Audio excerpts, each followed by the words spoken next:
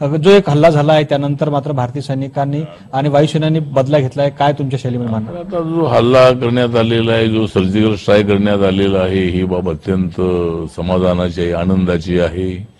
पाकिस्तानचा जो बदला आहे तो बदला घेण्याची ही वेळ होती आणि नरेंद्र मोदींच्या नेतृत्वाखाली अत्यंत उत्कृष्ट अशा पद्धतीचा एअर स्ट्राईक झालेला आहे.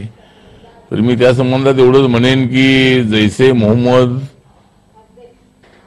के जो प्रमुख थे अजहर मसूद के आतंकवादी कैंप पर भारत ने किया है एयर स्ट्राइक, जैसे मोहम्मद और अजहर मसूद के आतंकवादी कैंप पर भारत ने किया है एयर स्ट्राइक और छीन लिया है पाकिस्तान का माइक, अब इमरान खान की नहीं नरेंद्र मोदी की चलेगी पीओके में बाइक। अब इमरान खान की नहीं नरेंद्र मोदी की चलेगी पीओके में बाइक, क्योंकि वहां हुआ है भारत की तरफ से एयर स्ट्राइक। तर मला असं वाटतं की एकदा भारताला सातत्यानं चॅलेंज देण्याचा प्रयत्न करणाऱ्या पाकिस्तानला एक जबरदस्त अशा पद्धतीची चपराक मिळालेली आहे, ज्या पाकव्याप्त काश्मीरमध्ये सगळे आतंकवादी ऍक्टिव्हिटीज वाढवून भारताच्या विरुद्ध विष ओकण्याचा प्रयत्न त्या ठिकाणी झालेला आहे आणि त्यामुळं 14 तारखेला सीआरपीएफच्या जवानांवर अशाच पद्धतीचा हल्ला झाला, त्यामध्ये 40 जवान हे मृत्युमुखी पडले होते.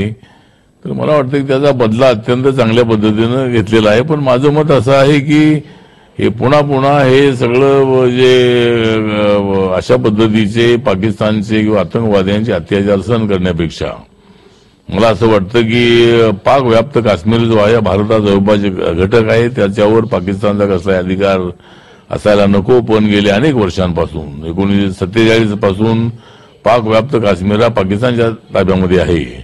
तर पाकव्याप्त काश्मीरला ताब्यामध्ये घेतलं पाहिजे अशा पद्धतीचं माझं मत आहे. जम्मू काश्मीरचा विकास जर करायचा असेल तर जम्मू काश्मीरच्या लोकांना माझं आव्हान आहे की त्या ठिकाणी बाहेरचे लोक तिथे येणार म्हणजे हे काय कोण फॉरेनर येणार असं अजिबात नाही आहे.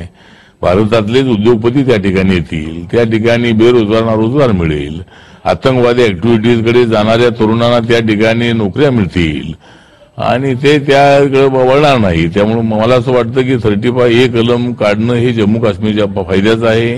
ते काही जम्मू काश्मीरवर काहीतरी आक्रमण करण्याचा किंवा त्यांच्यावर काहीतरी लादण्याचा विषय अजिबात नाही. त्यामुळं 35A कलम जे आहे ते काढल्याशिवाय जम्मू काश्मीरचा विकास होणार नाही आणि तो विकास करण्याच्या दृष्टिकोनातून सरकारने निर्णय घ्यावा.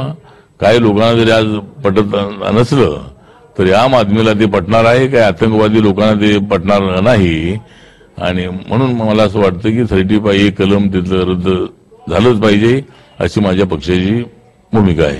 धन्यवाद. हे होते श्री रामदासजी आठवले यांचं मत आहे की 35A यांना दिशा देण्यासाठी 35A आर्टिकल जे आहे ते काढण्यासाठी सरकारने भूमिका घ्यावी आणि तशी सरकारने भूमिका घेतली आहे आणि याबाबतची सुनावणी सर्वोच्च न्यायालयामध्ये अजून प्रलंबित आहे. नवी दिल्लीहून कॅमेरामॅन विनोद कुमारसह विनोद राठोड, TV9 मराठी. हा व्हिडिओ तुम्हाला आवडला असेल तर असे आणखी व्हिडिओ पाहण्यासाठी TV9चं YouTube चॅनल सबस्क्राईब करा, बेल बटन दाबा